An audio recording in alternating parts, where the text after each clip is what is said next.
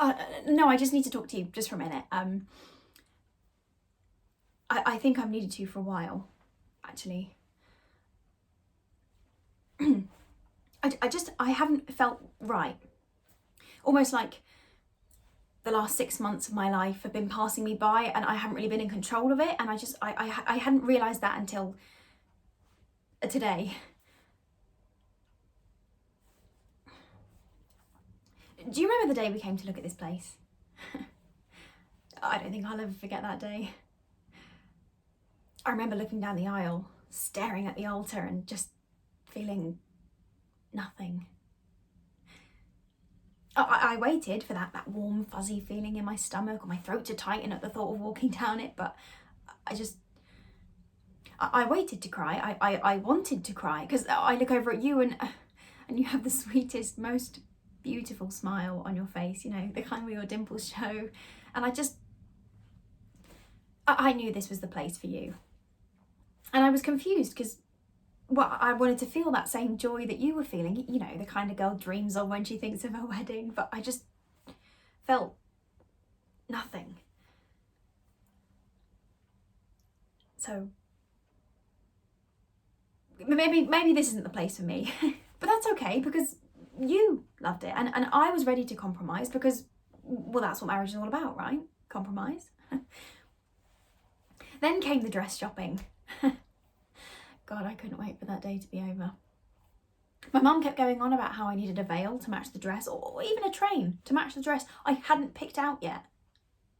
She was literally walking around the shop with a veil she'd picked out, holding it up against the dresses to see if it would match.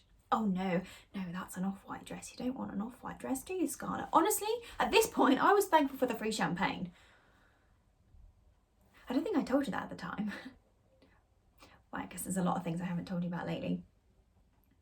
Anyway, Michelle interrupts and says, it is Scarlett's wedding, Joanne, maybe you should let her choose what she wants. And I'm sat there, champagne glass in hand, and it hits me. It's my wedding. So I tell my mum, I don't want a stupid bloody veil. And God, did that feel good. So I thought, okay, this is what it feels like. A bride making decisions about her wedding day. This is what it feels like to be a woman about to get married. I must have tried over 100 dresses on that day. I know they say shop around, look at different styles, but after the 10th, I was ready to never look at a white one ever again. When I walked out to Mum and Michelle, they couldn't stop crying. This is the one. And I look in the mirror and they were right. The dress was perfect. Like it was made especially for me.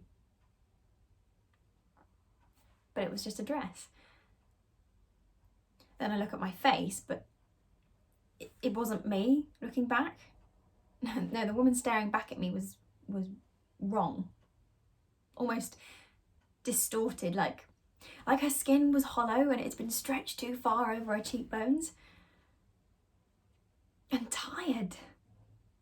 God, she looked tired. And I stood there looking at this woman and I thought how sad it was.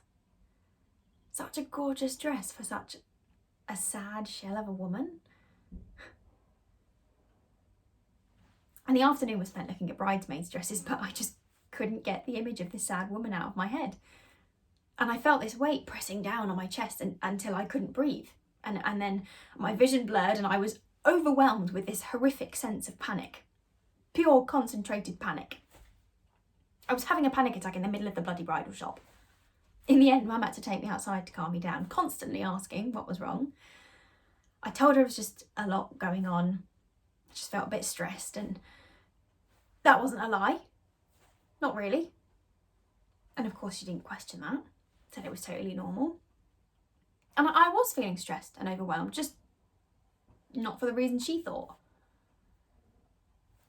The day we came to look at this place, the dress shopping, even planning this wedding for the last 6 months, all I've heard is perfect this or perfect that or this is the one. And this place is the one for you. And the dress, the flowers, the decorations, it's all been perfect for every single person involved, but not once have I felt like that. The thought hasn't even crossed my mind. But I waited. I kept thinking it would come eventually, with the next big thing we planned for the day, or the next thing, or the next. Until today, when I sat in the makeup chair and it hit me. There's just one big decision left to make. And I had to run out of time to feel that perfect feeling. And if I didn't feel it now, then would I ever? The final decision is you, Adam. Marrying you.